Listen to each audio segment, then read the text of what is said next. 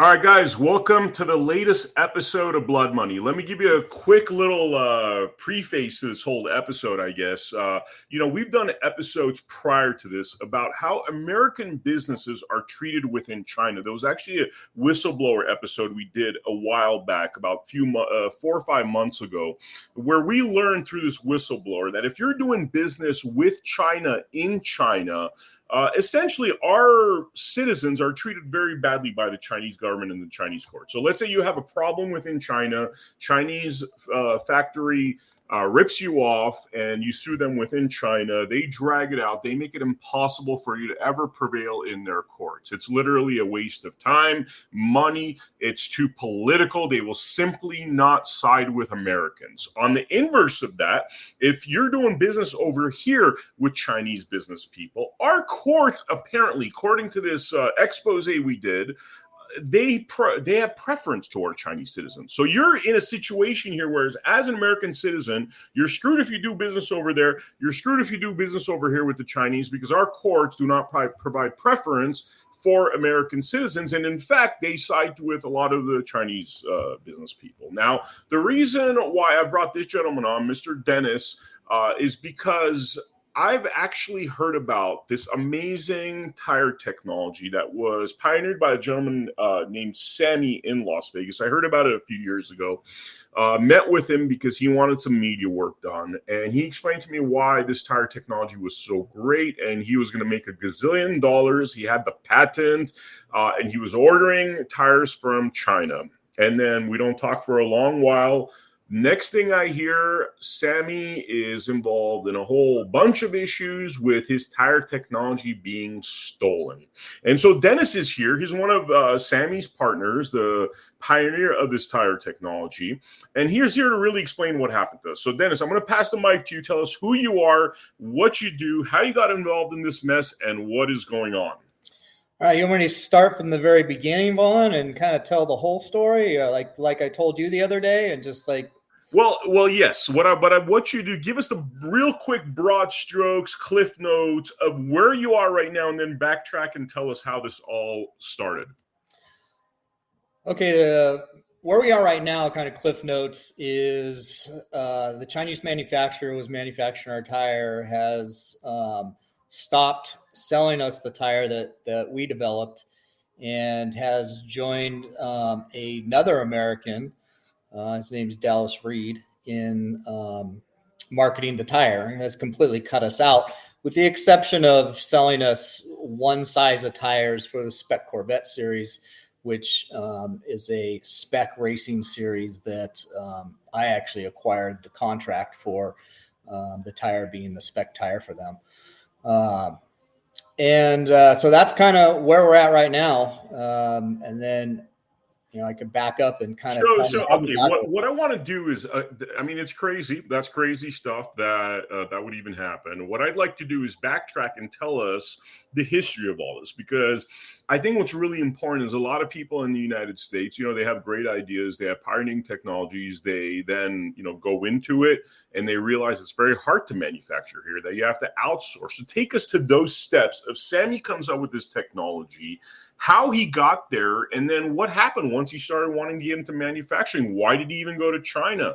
What was his expectations? Why did it go wrong? And also, what are they saying? What's their reason for doing this to Sammy?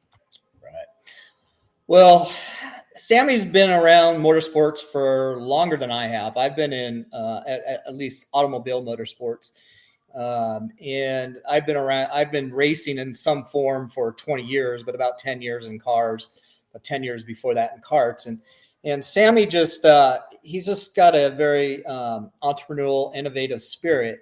And he just desired at one point to develop what's called a 200 treadwear ultra high performance tire that competes with some of the biggest brands in the industry.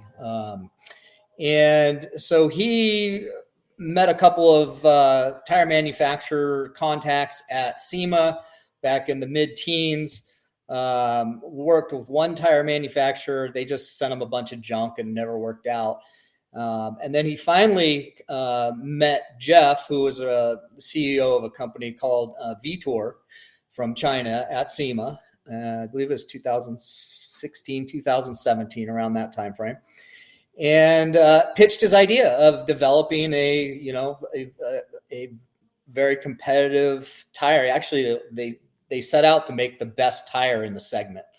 So, but Jeff really didn't have any experience or knowledge on the technology of how to develop this type of tire. They were kind of made bus and truck tires. So basically what happened was Jeff started sending Sammy some samples, and the first couple runs of samples that they tried were just complete junk. Sammy almost threw in the towel and said, "This is not going to work." But Jeff kept convincing them, "No, let's keep at it until we get there." So they developed more and more kind of samples or prototypes, I guess you'd like to say, all with Sammy's input. I mean, everything that was developed from the ground up was all like Sammy, from the cord design, the way the steel belts cross, everything was coming from Sammy's expertise in tire technology. So, and he's also a racer, right? I mean, that's the capacity where I saw him. He actually invited me to some races where, excuse me, the whole thing that I found very interesting is that he would trick out these, cheap little old Miatas. Yeah. And these things would be beating Lamborghinis, because one of the things I learned is that, yes, if it's a straight course, then obviously a Lamborghini is going to win. But if it's all windy and twisty, these tricked out, $20,000, $30,000 Miatas are actually beating $400,000 sports cars. So, and then on smaller on smaller, twistier courts and autocross tracks, which are very turn intensive and not a lot of straightaways, the Miatas compete with just about anything. It's crazy how good the Miatas are. And I'm a Miata racer myself. That's actually how Sammy and I kind of got introduced to one another. So yeah, he has been racing Miatas for years. In fact, his racing background kind of ties into this story a little bit, because he had an issue with SSCA back in, I think it's 2016, 2017 timeframe, where they accused him of breaking some rules. He kind of went back and said that he hadn't broken rules. And anyways, it got really ugly and got personal. And the people at SSCA basically banned Sammy from the SSCA. I have to ask this question because I know that this whole controversy's been used to try to make Sammy look bad, right? Which, look, even if you're a bank robber, somebody stealing your patent, there's no, just because you've done something bad in another realm doesn't mean that you could have your intellectual property stolen, right?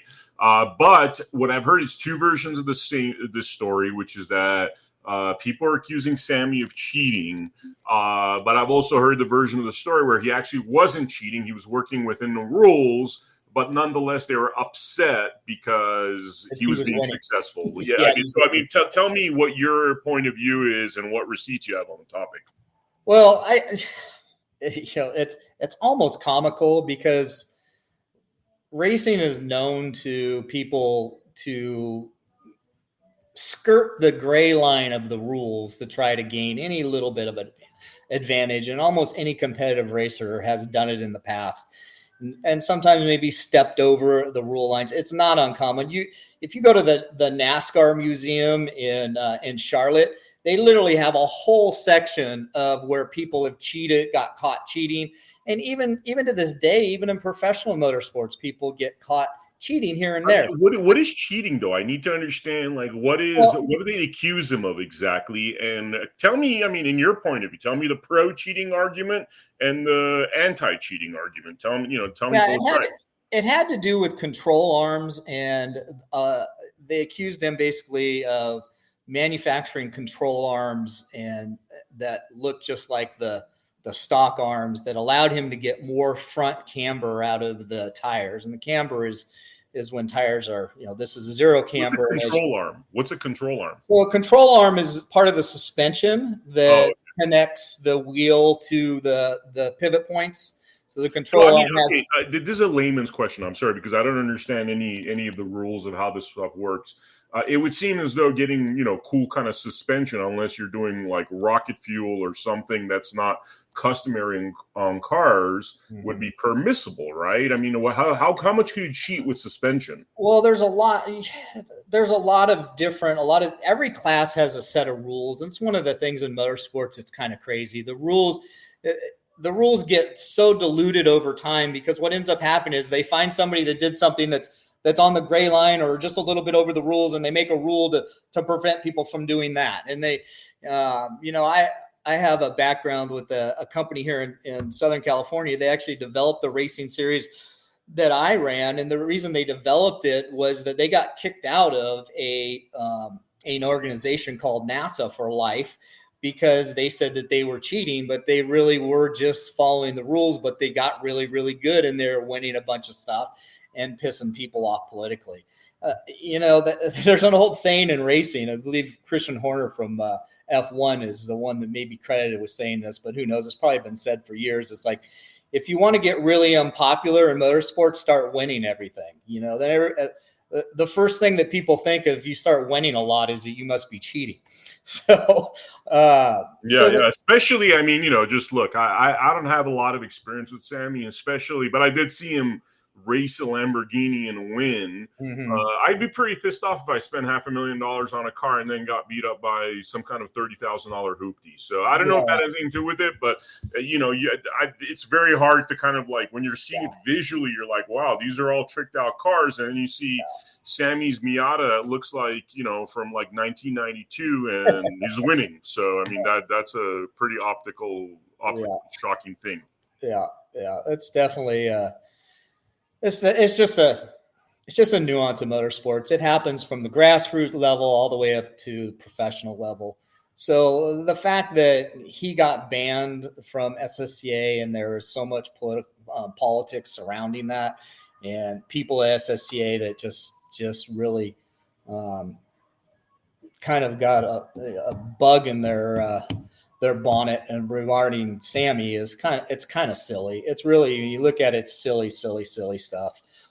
There's plenty of people. There's a gentleman, his name's Andy Hollis. He works for Grassroots Motorsports, and he got caught cheating back in the day with SSCA, and he got banned, and then something happened where he got back into the good graces and now and unbanned.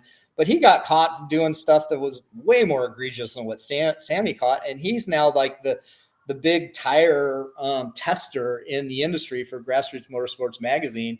It kind of hit. The reason I mentioned his name is he actually kind of ties into this story a little bit, because Sammy knew him, sent him a set of test tires early on in 2022, 23-ish.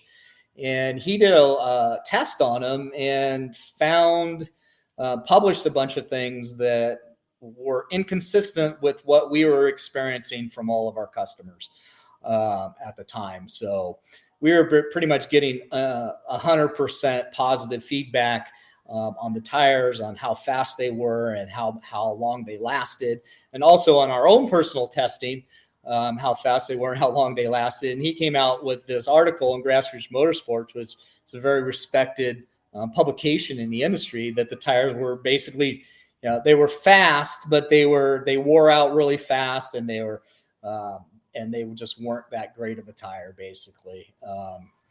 So that kind of hurt for a time being there. And it was one of the factors that caused, and I'll back that into the story as I go back and tell the whole story, why SSCA in 2024, or at the end of 23, beginning of 24, banned the tire for competition in SSCA. And that doesn't seem like it's a big deal, but for this type of tire in this segment, the 200 treadwear ultra high performance tires, SSCA is the biggest sanctioning body for events that use these type of tires. They're very popular in autocross and also some types of spec racing, just because in racing, one of the most expensive consumable items in racing is tires, and then brakes. Those are the two things that get consumed and have to be used quite often. And the real popular tires that are out there, that although they're fast, they don't typically last that long. So this tire was a little bit of an anomaly. It's one of the reasons I got involved with the business. Is I tested the tires early on, and they were faster than any other 200 tread bore tire that I ever tried. And then they just kept wearing and staying fast through their life cycle. And they lasted 4 or 5 times as long as any other tire that I had tried, which is, not that great for a business model. Some people theorize that tire manufacturers do that on purpose, build tires that don't, that are fast, that don't last long. So people have to buy more of them, because it is kind of just a segment of the tire, the whole tire industry as a whole. It's only people that are really interested in, high performance tires for the road, or they're competing in some events, will actually purchase this type of tire. Amazing. I thought you were going to keep going. All right. So tell me, like this, it sounds like really groundbreaking technology that Sammy, discovered. I mean, what are, I like to kind of be totally transparent with everything on this podcast, because people are going to do their research. They're going to find out that Sammy was accused of, cheating, Right. Again, not that you could go murder somebody, right? Doesn't mean that somebody else could steal your technology. Right. That's like, it's 2 different categories, Right. So tell me a little bit more about, like, what is the things they're saying, the reasons why they stole this technology, what's going on right now, how's the sales, where is this right now? Because from what I hear, the tires are selling, it's just selling under somebody else's name and brand. Well, I think what I've given kind of the Cliff Notes versions. What I need to do is kind of back up and tell the whole story. And then we'll get that, which will address the questions that you're posing here. So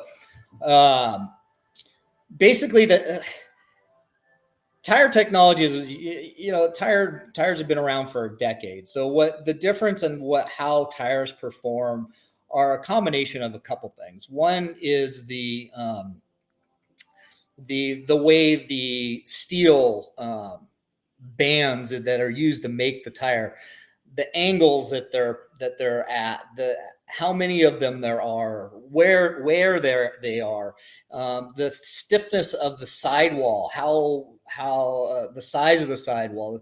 Size of the sidewall is really not a big deal, because different size tires have different size sidewalls, so that's not a huge deal. But the stiffness of the sidewall is a big deal. And then also the compound of the tire, what rubbers are used and how they're mixed together. It's not just like they use one type of rubber. There's usually, synthetic rubbers and how those are mixed together. And that's all ties into the technology of a tire, what makes a tire good or bad, basically. And then also there's other things like the molds that are used and the tread pattern, how the tread patterns are implemented on the tire.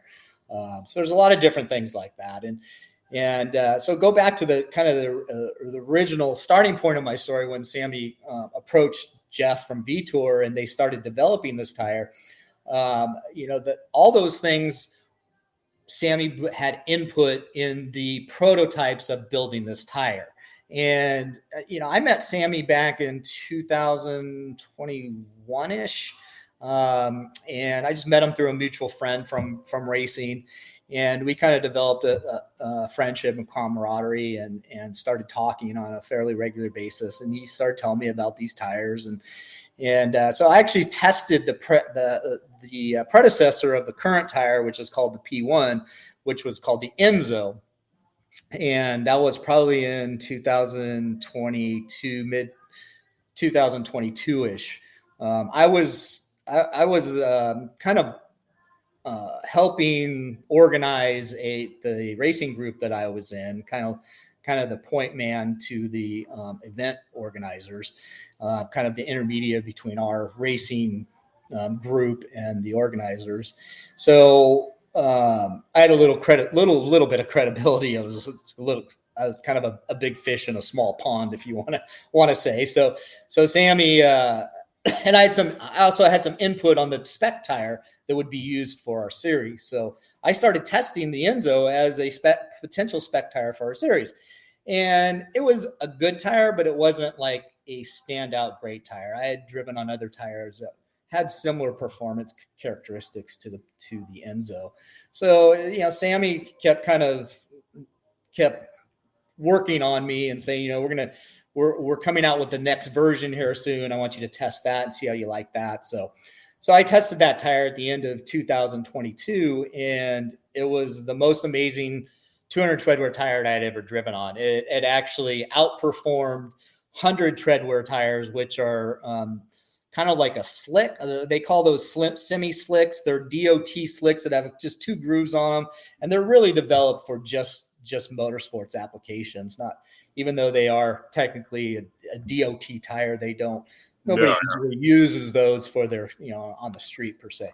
By the way, I want to throw in something about Sammy here, just to illustrate Sammy's kind of character and personality for people that don't know him. I mean, for the brief occasions where I've hung out with him, literally 100% of the time, and I'm not joking, 100% of the time, the man talks about racing. He is so in love with cars and racing. I felt like, when you're little kids and, boys discover cars and all they could talk about is cars. He never grew out of that stage. Never grew out of it, dude. He went for, I remember one time I went to watch the races that day when I was telling you he was racing the Lamborghinis and stuff. Right. And I was so exhausted, 6, 7 p.m. because you're breathing in these fumes the whole day. Mm-hmm. And frankly, if you're not into racing, it's a really shitty experience. I mean, I'll be straight with you because you're for anybody that's been to like a gas station or a mechanic shop and there's fumes. I mean, it's like being stuck in that times like 1,000, right? And I felt like crap because all I'm breathing in is crap the whole day. Yeah. And Sammy decided to skip dinner so he could go go-kart racing. Yeah. And I was just like, dude, I'm going to kill myself if I see another car, okay? Like, I'm out. I'm going back to the hotel. But that's Sammy. I got to appreciate a man with passion. And obviously he's passionate, and that's how, people that are very tunnel vision are the ones that invent those kind of cool things. Yeah. He's very passionate about motorsports. So he got some samples of that P1, the latest generation of the tire that has become so popular at the end of 2022. I tested that tire, went faster on it, liked it better than any 200 treadwear tire I had ever driven on. And I'm like, okay, maybe there's something here. And then in all of the 2023 season, I loaned those tires out to people that were in our race series just to test them out. And every single person that tested them, like, these tires are amazing. Where could I buy them? And I had to tell them, well, they're not really available yet. This is a prototype, but they will be shortly. So my interest continued to peak, and as time went on, I actually used the tires at the end of 2023. Oh, no. Sorry. 2024, at the beginning of 2024. So I'd had to use those tires for the first time in 2022 at a track called Willow Springs, which is a very popular track here. It's actually the oldest road course in America. It's up by Lancaster in Roselawn, California. A lot of the scenes from Ford versus Ferrari were filmed at that track. So it's kind of a iconic track. So that first time I used the tires, I did a lap time in a Miata of a 132, mid 132, something like that. Faster than I had gone on any other tire ever. And so then I loaned the tires out. They had a ton of use on them for all of 23. The beginning of 2024, I took that same set of tires and went out and raced at Willow Springs on that same set of tires and set the exact same lap time that I did when they were brand new the first time I used them.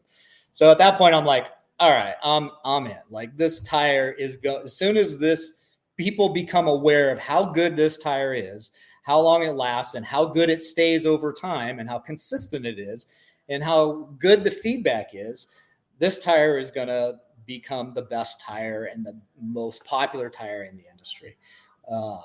So that's when I kind of got involved financially and started, helping Sammy with some capitalization that he needed to bring the tire into the country. And so what happened at the end of 2024, and towards the end of 2024, when that tire manufacturer, I'm sorry, this is the end of 2023, not 2024, end of 2023, when that article on Grassroots Motorsports got published about the tire. There were some other things that happened online. There was a gentleman up out of Washington, and I forget his name, but he was kind of an aspiring YouTuber, and he posted this video that went kind of almost viral in the motorsports community on how Sammy was a cheater, and this was the V-Tour was a cheater tire, and it was just this really kind of casted a bad shadow over the tire. And I knew it was a bunch of BS because of my experience on the tire. So, I got to mention this because there's a lot of historical parallels to this sort of thing. It's not like you come up with an industry, changing product, and all the people in the industry are like, hey, red carpet, drive us all out of business, right, or whatever. So, it's like, we've heard this sort of thing. We've heard how, what's his name? Bill Gates, Microsoft, the antitrust stuff. He was trying to put everybody else out of business, pretty much destroying lives to make sure that his operating system was the main one. Yeah. Netscape, attack those guys. So this is something that just happens, and tell us more. It sounds like a really cool tire. It sounds like Sammy should be a billionaire right now, but you tell me. Well, it's not a billionaire, but he should. That's a little. It is. I think the 200 treadwear market's probably around $100 to $150 million a year market, and the top tire in the industry, typically everybody wants it. You're looking at probably, $50, $100 million of that portion of the market. We're talking about we're still talking about the dude potentially losing tens of millions or something, or how would you quantify what this loss is for him over the course of, let's say, 2-3 years? What has he lost? Well, it's not just him, it's me, because because I, when I got involved in this and with Sammy, we kind of partnered up, and I, like I said, capitalized the business, because when that article was published at the end of 2023, the SSCA actually took a look at the tire and said, okay, this tire it's not in the tire guide, the official tire guide. We have no guarantees of acceptable inventories that we require to make a tire legal. And because of those and the article and kind of all the other political stuff surrounding the tire, they just said, we're just going to make the tire illegal for competition for 2024. So that kind of hampered our sales of 2024. But the end of 2023, I invested a large sum of money to bring the inventory into the country that was needed to get SSCA approval. And then a couple other things happened. Sammy has a friend that has been a CEO of multiple different companies. I didn't really know him very well. His name's Robert Dupree, and he wanted to help us. He didn't ask for anything. He's a motorsports junkie too. In fact, that Lamborghini that you're referring to that you saw Sammy win a autocross on, it actually belongs to Robert Dupree. So he said, let me go online and start helping you guys with in the kind of community. And he's like, just give me a title, and I'll, it's nothing official. And we said, all right, we don't care what your title is. Say you're the CEO, whatever. We don't care. If you want to go out and help us, online. So he went online and basically declared himself as the CEO, started a personal Facebook group, and started kind of marketing that and kind of debunking some of these accusations that had come about. And he actually kind of went after Andy Hollis from Grassroots Motorsports and said his test results were a bunch of BS. And because of Andy's kind of stature in the industry, that ruffled a lot of people's feathers, and it got and then as people were coming into the Facebook group and making negative comments, he just started deleting people that were being negative, and that ruffled people's feathers, and it just got really ugly. So finally, then what happened is he actually made a contact via kind of this whole Facebook group and of these two gentlemen out of Indiana. One's called Michael Young, and he actually was the director of the SSCA time trial series in Indiana. And then someone that he knew very well, his name was Dallas Reed. He was a competitor, and he was actually an early adopter and started using the tires and was very impressed with them as well.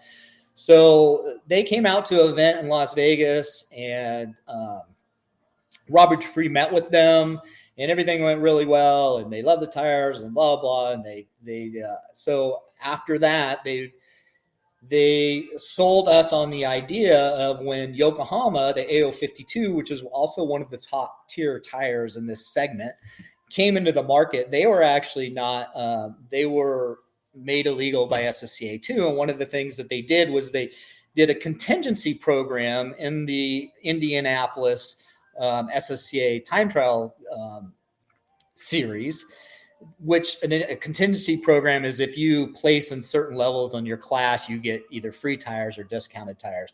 So he convinced us to, try that as well, and to help politically with the SSCA to get the tires legal at the end of 2024 for 2025. So we did that. We spent a lot of money doing that, and we collaborated with Dallas and Michael Young. And Michael Young, he had run this SSCA Indianapolis time trial events for quite a few years.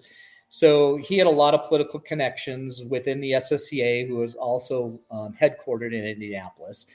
And they basically proposed to help us politically with SSCA and the whole issue with Sammy and all that stuff. So we kind of brought them on board. There were many discussions about them kind of partnering at the business. At the time, they didn't want to put any skin in the game, though. They just wanted to have percentages of the business with basically just doing certain things. And anyways, we never came to an agreement that seemed like it was equitable. So time goes on. Jeff, the manufacturer from China, Dallas and Michael Young from the Indianapolis region, they invite Jeff to come out to one of their events that we have supplied contingent tires for.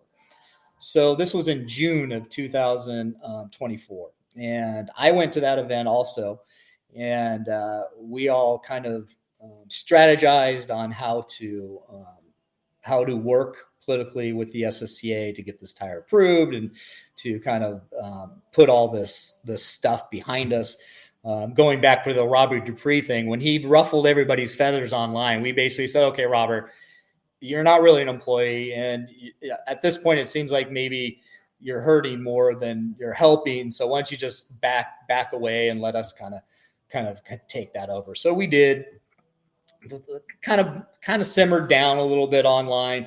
More and more people were trying the tires, and we were getting more and more positive reviews. Almost every review was positive. And then, so that happened in June.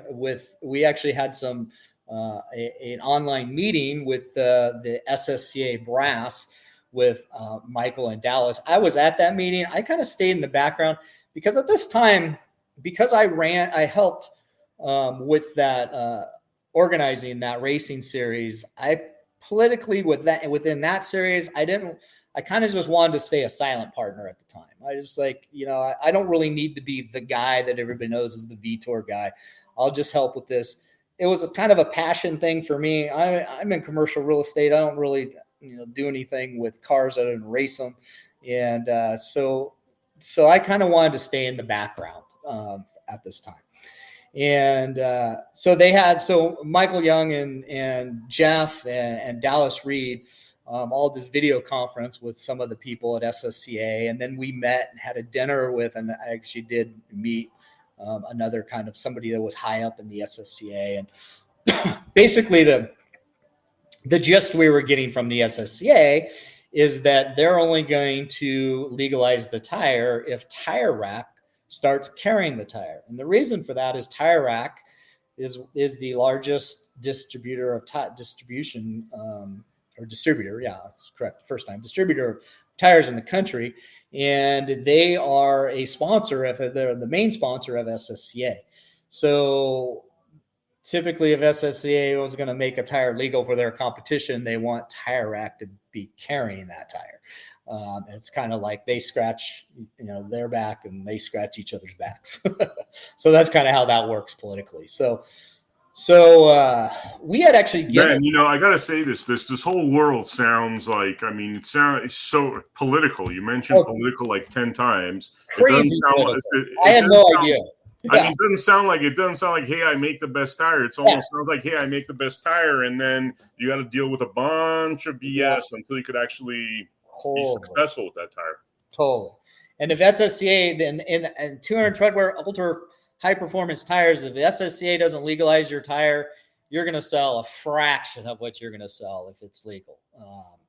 It's just the way that it works. So they have some political, political sway, and almost somebody I know refers to them as the tire mafia. So I'll leave that. It's kind of funny, but not funny at the same time. So anyways, one thing leads to another. That thing happens in June. Dallas Reed becomes one of our best distributors. So we bring Dallas Reed on board. He knew full well that we had an exclusivity contract with Jeff. He actually signed an NDA with us.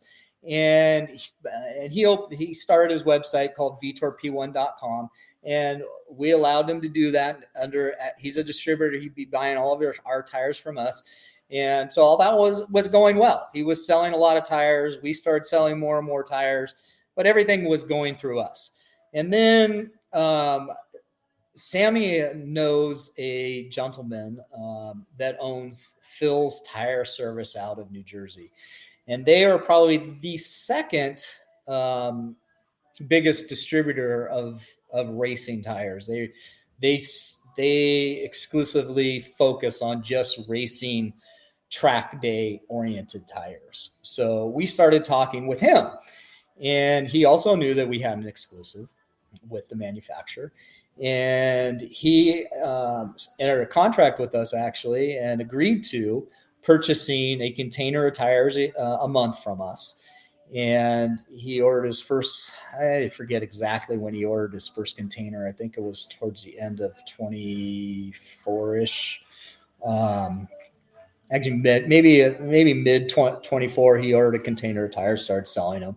So, and that was a big feather in our cap of getting them SSC legal as well. But even though Tire Rack had tested the tires, we were hearing rumors that they were not happy with kind of all the political stuff that happened online with Robert Dupree and Michael Hall and Andy Hollis, and just kind of all the rigmarole that kind of boiled up online and people being mad and this and that. It was just a bunch. It was just an S show.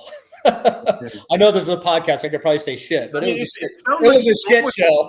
It sounds like so much drama, but like so much drama, a lot of pageantry, but like totally. Legality-wise, I still don't understand why Sammy's having his technology robbed. Yeah, so there's no really legality-wise through this development process that he went through with the tire manufacturer. They signed 3 different exclusivity agreements that stated not only it didn't just state that that's the exclusivity on the P1 tire, it stated exclusivity on all of VTOR performance tires sold in all of the Americas, not just the United States, and all of South and North America. We would be the exclusive distributor, and anybody who wanted the tire would have to go through us, and we would kind of distribute them from there and get a cut of all that. And Sammy never, because VTOR did have to invest quite a bit of money to develop this tire as well. They claim $5 million they invested.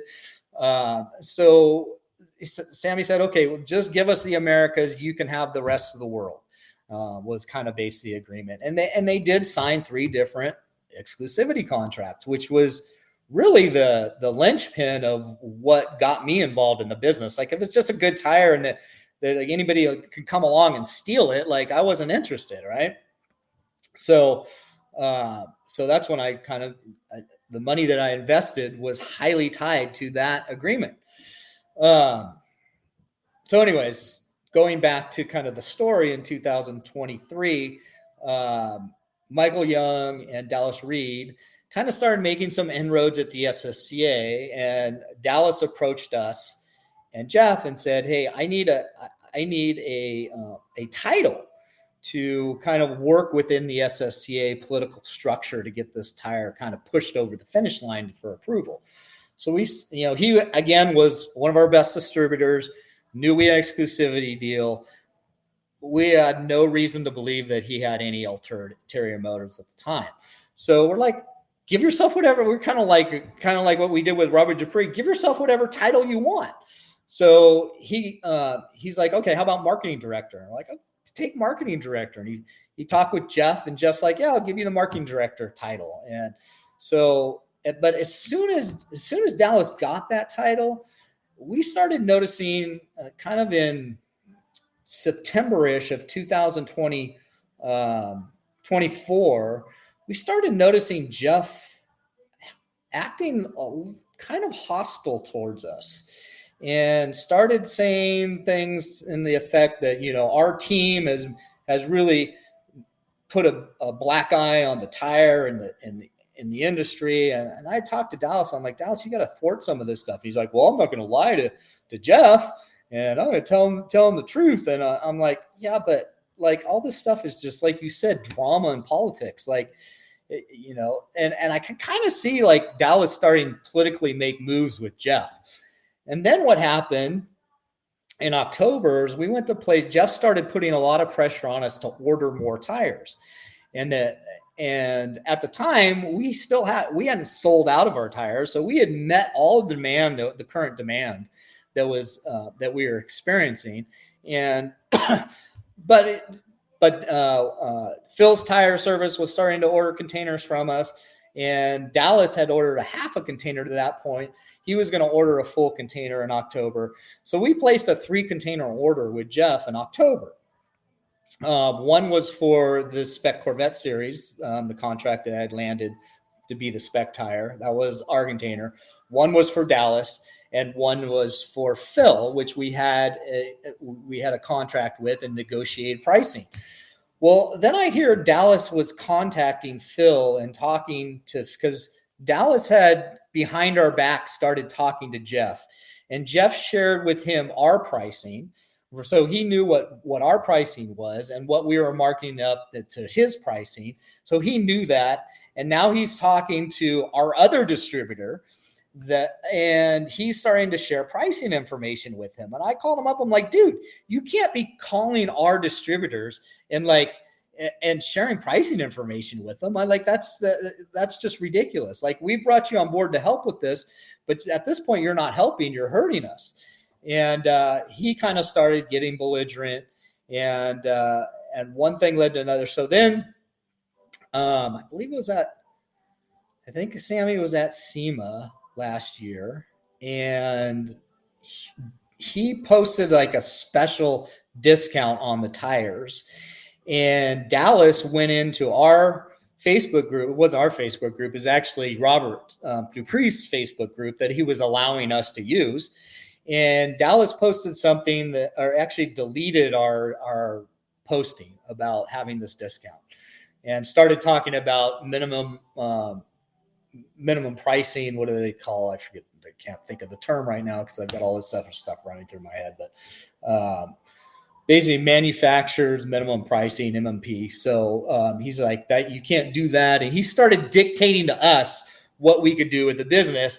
Deleted one of our posts, and Robert saw that, and he's even though he's not involved with this anymore, he's still passionate about motorsports. He's passionate about helping us. He's like, he knew that he had brought Dallas into the fold with us, so he's like, BS. So he actually booted Dallas out of the group, And he knew Jeff. He knew kind of what was going on with Jeff and how Jeff was kind of starting to get hostile towards us. So he booted Jeff out of the group as well. Well, then that kind of set off just a firestorm with Jeff and China. It's like, you can kick us out of the group, and we're like, hey, we didn't kick you out of the group. Like, Robert kicked you out of the group. It's his group. It's not our group. He allows us to use it, but it's his personal group. I know anybody can start a Facebook group, right? It doesn't have to be official manufacturer. We could have opened our own Facebook group, but because Robert did and it was the biggest group on the internet for the tire, had over 2,000 members. We're just like, yeah, we could open our own group, but Robert's let us use this. But he still had ultimate control of who could be the administrators and who could delete stuff and who could, delete comments and all that stuff. He still had ultimate control of that, even though we allowed Dallas to do that as well.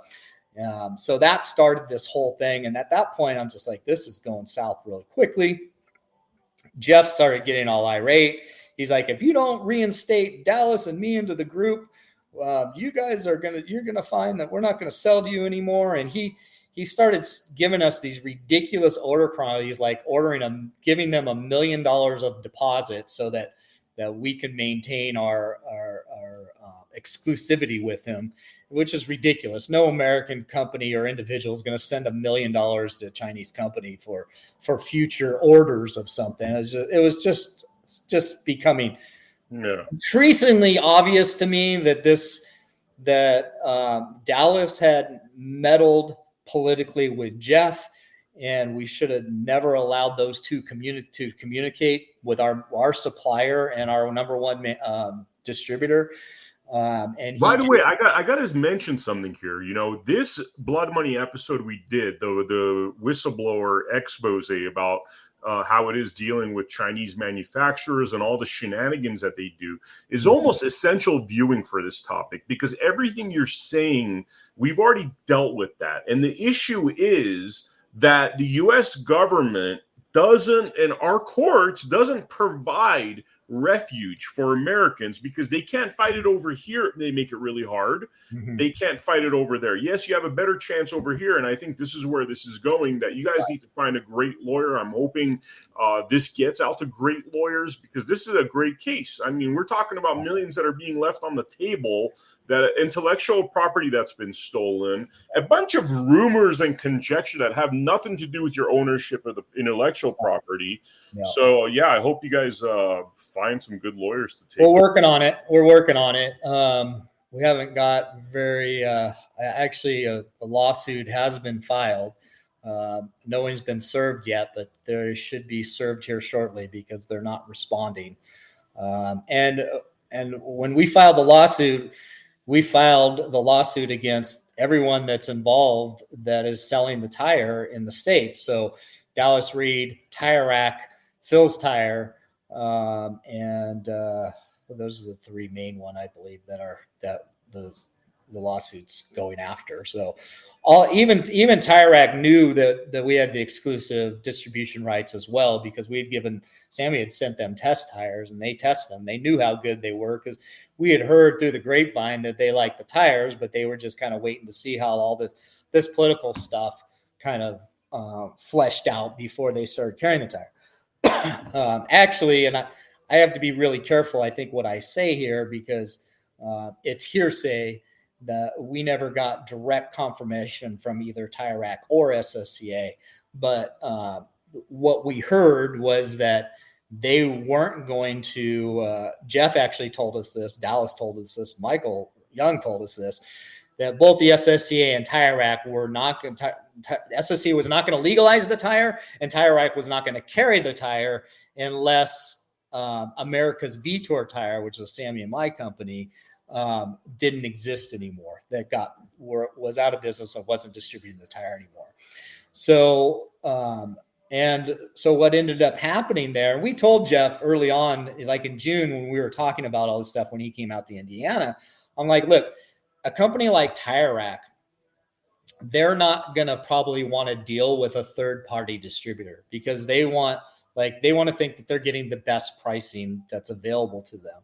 So if we end up doing a tire and securing a tire rack through these contacts that we've made and these people we put in place, Dallas and Michael, to help us in that process, if it actually comes about that SSCA legalizes the tire and Tire Rack starts carrying the tire, they're probably going to want to deal directly with you, the manufacturer. And we're going to and he's like, yeah, that's no problem. We'll do it that way. And we'll just pay you on the back end for all the tires that they order. And I'm like, yeah, that's what we got to do to get that deal. Because the fact of the matter is Tire Rack has the tire. Everybody's going to sell more tires. They're just have such a big name in the industry.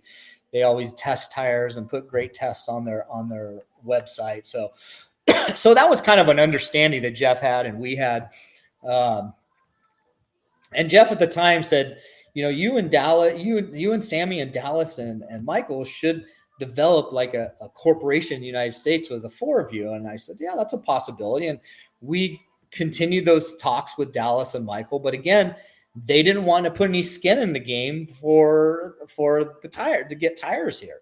They just wanted half of the company for potentially what they could bring to the table. And we're like, no, we've got a ton of money invested in this. And one of the biggest issues with this, with this type of business is cash flow.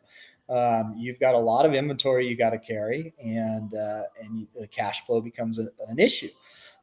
So that kind of just goes by the wayside. Then all this crazy stuff starts happening with Jeff and Dallas. That 3-container order we placed in October, they basically mid-October came back and said, we're only sending you the spec Corvette tires. Well, the deposit that we had given was for the 3 containers exceeded the spec Corvette tires by $60,000 plus. So they never gave us any kind of indication of how they were going to address that deposit. And we're like, you need to send us the containers that we ordered at the price that we ordered them at. And they're like, no, we're not going to do that. And then it started getting uglier. And they're like, well, we're going to post a letter online that you guys are no longer as authorized distributors. And we're like, well, I wouldn't suggest that you do that because you've sold us a ton of tires and we have a ton of inventory.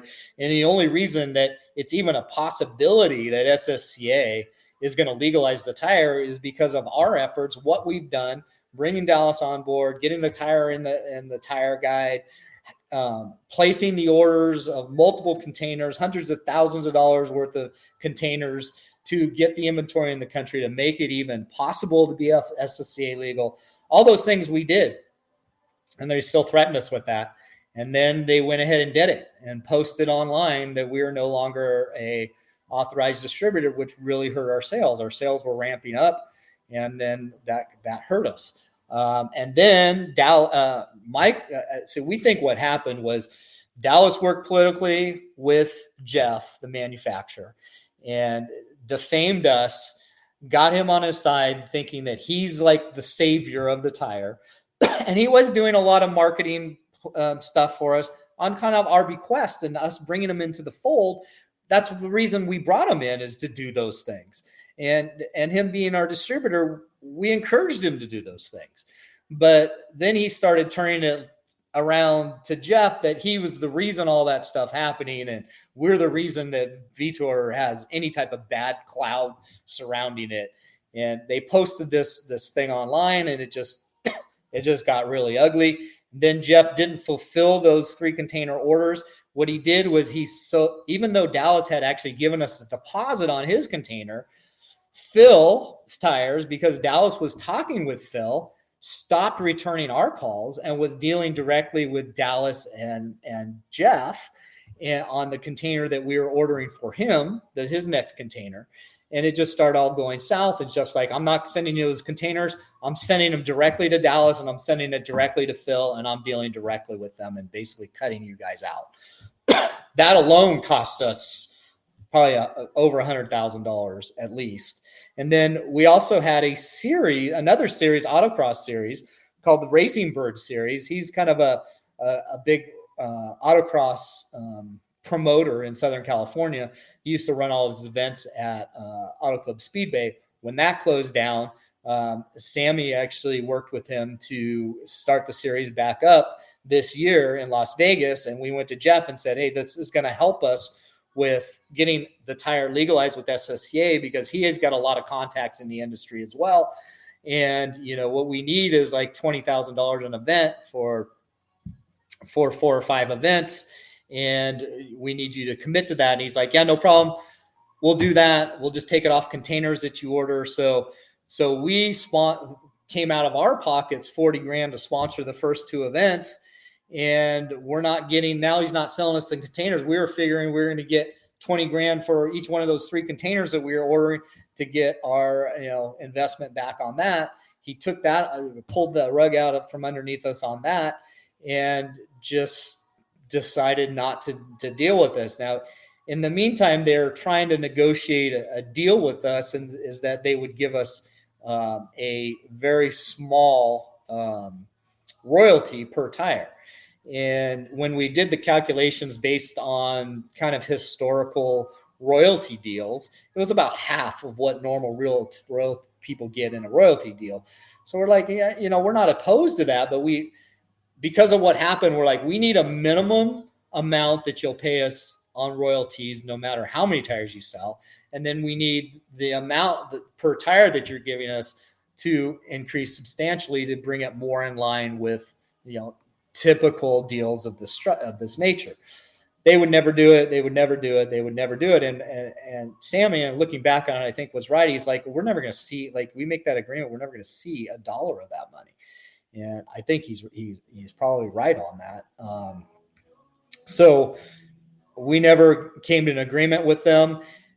We actually hired legal counsel to give us some advice at that time.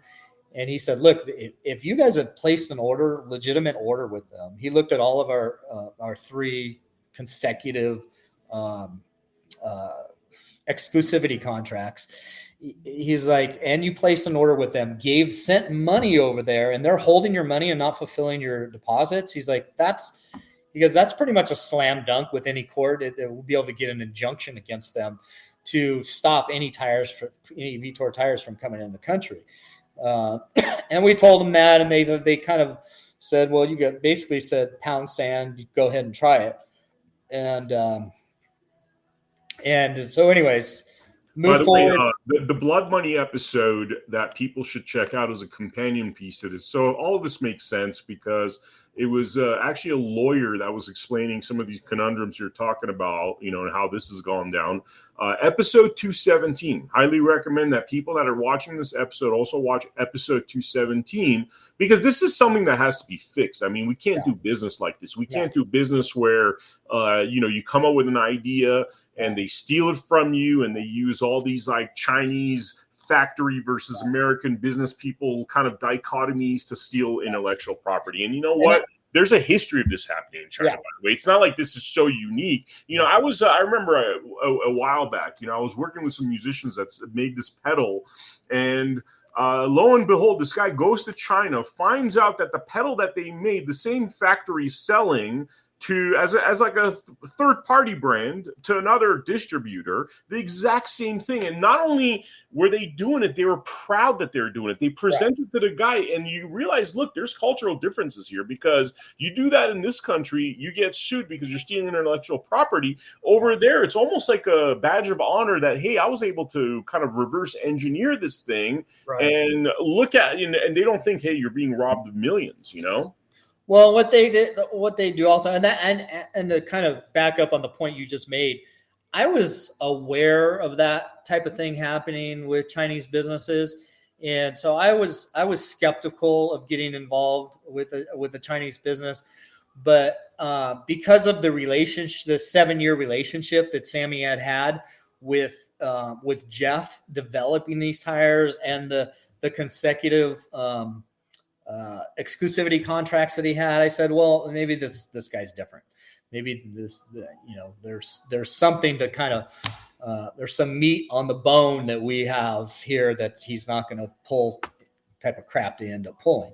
But in all fairness, if our distributor Dallas Reed hadn't done what he did with Jeff and basically politically malign us with Jeff, and make promises to Jeff on what he could do for Jeff. Jeff then saw Dallas as a way to exclude us and utilize Dallas as his new like go-to person in America. And that's exactly what happened. Dallas is now is actually an employee of Vitor Tires and a distributor of Vitor Tires.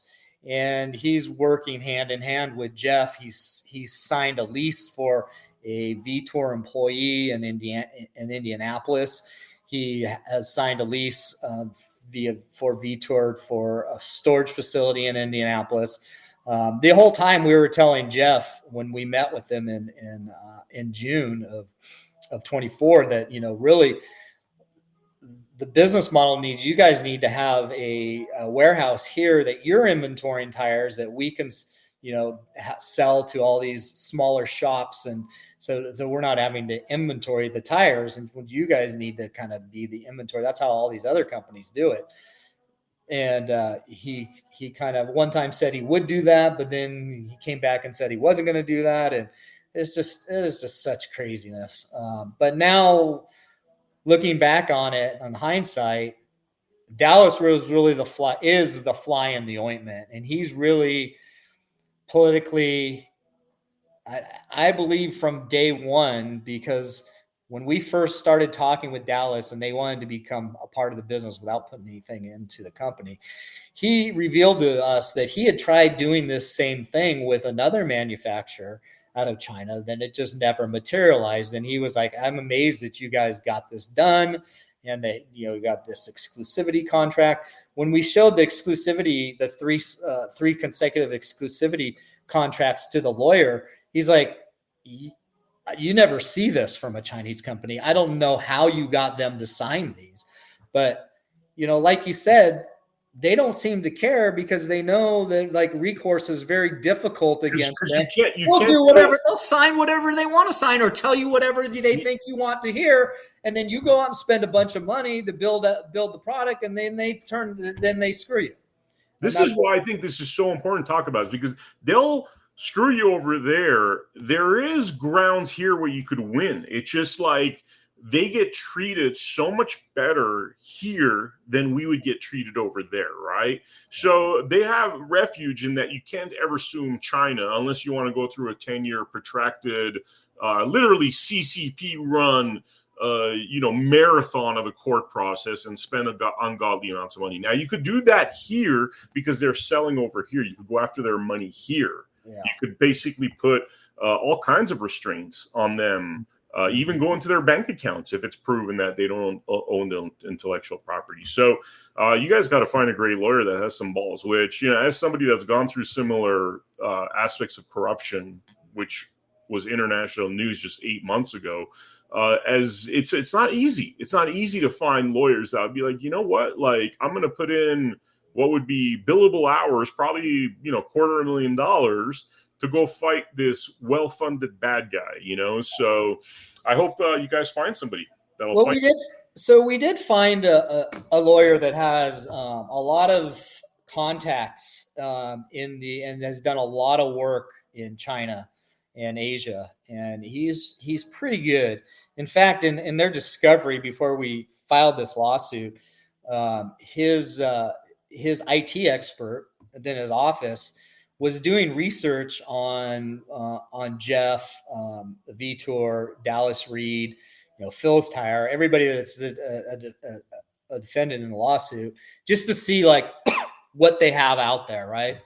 So they came across this website that's called Vitor P1 dash, what is it? Vitor P1 dash DallasReedCorp.com.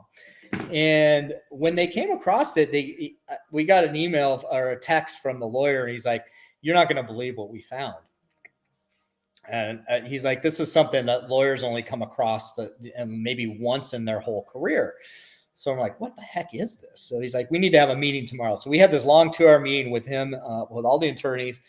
And they shared with us what this website had said. And they didn't know who built the website, because there's whoever registered the website registered it under secrecy. Like you can't find out who actually built the website. But the IT expert that found it, they're like, this looks like Dallas built this website as kind of a way to ease his conscience and use it as almost like a journal of what he did. And I looked at it and I'm like, yeah, I have a hard time thinking like Dallas could have built this. Maybe somebody else that knew kind of this story built it and had something against Dallas and built it. I'm like, I don't know. And the attorney's like, well, we've done all our due diligence to find out if it's who owned it. And I actually called up some people like Robbie Dupree and Rob Bird of the Racing Birds company, because when this whole thing went down, we had to cancel the contract with him. And I went down a list and contacted a bunch of people and say, hey, did you guys build this website? And they're like, no, we had nothing to do with it. And the lawyer's like, well, we're going to at this point assume that Dallas built this and he didn't know that he built it. Or he didn't know it was live. I guess I'm not a huge IT guy. I guess when you're building a website, you can kind of build a lot of things and not make it live. But if you click a certain button or you don't know that button's been clicked, it's live and you don't know it's live. That was their theory. I mean, the website's crazy. People can go to it and read it. It's basically a confessional of what actually happened. So if Dallas didn't write it as a journal, it could read as a journal because just about everything in it is actually very close to what happened. Well, okay, yeah, send that to us, and we'll include it in the descriptions below. Man, this was actually really great information. These are issues that we need to figure out in this country. And these are, the way we look at things is our issues are microcosms of the bigger issue, right? A ton of business people are getting ripped off because there's no what's called reciprocity between the United States and China, right? That has to be fixed. And I hope you guys find the right kind of representation. Is there anything that we haven't talked about that's worth mentioning before we wrap up this episode? No, I mean, we have this lawyer that we've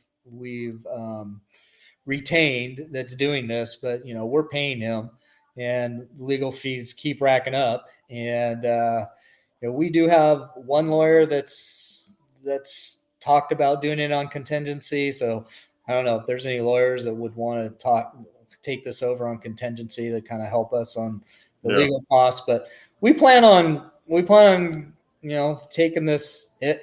Regardless, so like the contingency, that's why I keep mentioning the lawyers. So the contingency thing is not an issue. Like you guys are going to pursue this regardless. Yeah, we're going to pursue it. Sammy's got his life invested in this, so he's not letting it go. I've got a lot of money invested in it, so I mean, it sucks. I'm going through the same thing. Suing Riverside County, the sheriff's department. They got all the money in the world from the taxpayers. Like, this stuff is not easy, but you have to because otherwise it's just, the word gets sent out that, hey, it's okay to, trample all over people's rights, their money. And that's just not that's the furthest thing from America first. You know what I mean? That's like, if we're going to build this country, we can't allow people to rip off our technology and enrich themselves. So, yeah, it's really disconcerting. What's, somewhat as disconcerting as Jeff doing this is there's American that played us to pull this off as well. Somebody that we befriended, that we brought under our umbrella, that was our best distributor, that was somebody we were treating well, and he turned on us and manipulated the situation for his own self-interest. And I think looking back on this website, and who knows who the heck built it, whether it's Dallas or somebody else that knows Dallas and knows the situation, I don't know. It's like, I think he conspired from the very beginning to do this, and he did it in a very calculated very manipulative way. I mean, he befriended me. He let me drive his car when I went out to the Indy for that time trial event, which was kind of funny. I drove his car at the track for the first time I'd ever driven a Corvette C8. And it was his car. And on very used set of P1s, I went out and set the track record at a track I'd never been at a car I'd never been in. And so that was kind of funny. But, we joked around about that. And I think he's gone out now and maybe set a little bit faster time that I'd put down. But, we tease each other about that. I actually invited him in October of last year. He flew out here to California and drove one of my Miatas, an endurance race out at a Chuckwalla Raceway out between Indio and Blythe off the 10 freeway. Organization called Lucky Dog Racing that hosts endurance races. He came out and drove one of my cars, and we hung out for the weekend. And it was right before all this stuff happened. It's funny. It's like we've done a lot of politics. I mean, people that know the America Happens Network and the Blood Money podcast know that we're very, very involved in politics and political corruption. This sounds like literally identical to some of the stuff we've heard. I mean, it's like just another slice of political corruption from the sound of it. Yeah. Yeah. And now, I don't know how it's all going to pan out, but, Vitor, if they don't at least, I mean, we're not being extremely greedy. We're kind of just saying, hey, retract that letter that you posted online. Continue to sell tires to us at the best price that you're selling to anybody else's tire rack or Dallas or whatever. Give us a small royalty on all tires that aren't going through us, and let's go and sell a bunch of tires. I mean, we've built now a network of followers to America's Vitor Tire, to our company. I mean, Spec Corvette buys their tires exclusively through us. We have a network of influencers that in the motorsports community that are using our tires and putting our stickers on their cars and posting about their success with the tires. I've got a friend, Jesse Uwigi. I don't know. I always mispronounce his last name.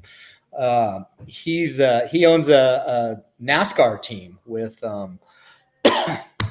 who's the big Emmett Smith, the big running back out of Dallas. They own this team together, and he used to drive, but now they have drivers. I think he still drives occasionally. I've known him for years, just from the Southern California motorsports scene.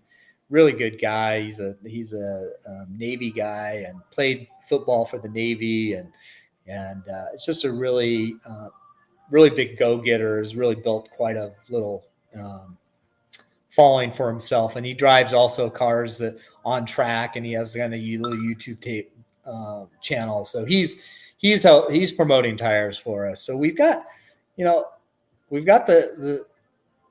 a good following, and we could sell a decent amount of tires. Listen, I'm not trying to retire off this. I've got plenty of assets, and I'm going to be fine. But, just the fact that I invested so much time, energy, and money into this as a passion, because I love the sport and I love the tires, and this bullshit happened. It's just like, it's very discouraging. I always like to try to see the best in people, but this kind of stuff just makes you not want to trust your next door neighbor. It's just nuts. Yeah, I totally understand, man. Totally understand. Well, thank you so much for joining us on this podcast. We're going to have updates on this because, the law, legal stuff drags out. I know, just like I'm updating my story all the time. People need to know what's going on. This definitely affects the American people. We need to really get our law, really straightened out. So yeah, I think to be able to straighten it out, it almost needs to be an agreement between our governments, that this kind of stuff can't happen, and that Chinese companies are held liable for doing this type of stuff. I mean, you just can't sign exclusivity agreements, having a relationship with someone over 7 years to develop something that was actually brought to you by the person that helped you develop it. And then that was actually not just helped, instrumental in developing it. And then when you see a situation that may you think suits you better, just like say, nah, you're done. It's just like, no.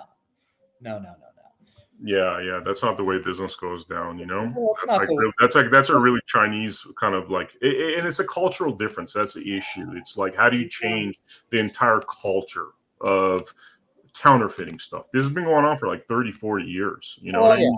But like, I mean, there's unscrupulous people in this right here. I got a sponsor send this to us. They're literal identical Apple EarPods that they wanted us to market.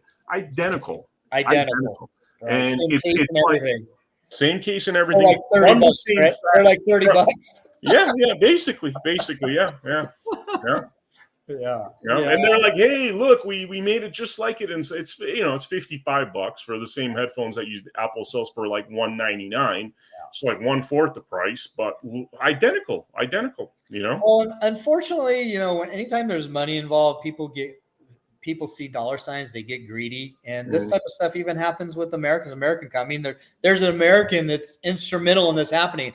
I would even say if Dallas Reed wasn't involved in doing all this and hadn't pulled the BS that he pulled, it never would have happened. So it's illegal and it's immoral, and I don't know how people sleep at night pulling this shit off, how they justify this type of behavior. It's just so disheartening, but they do. They somehow do. I couldn't sleep myself if I did this type of thing to somebody. Yeah, totally.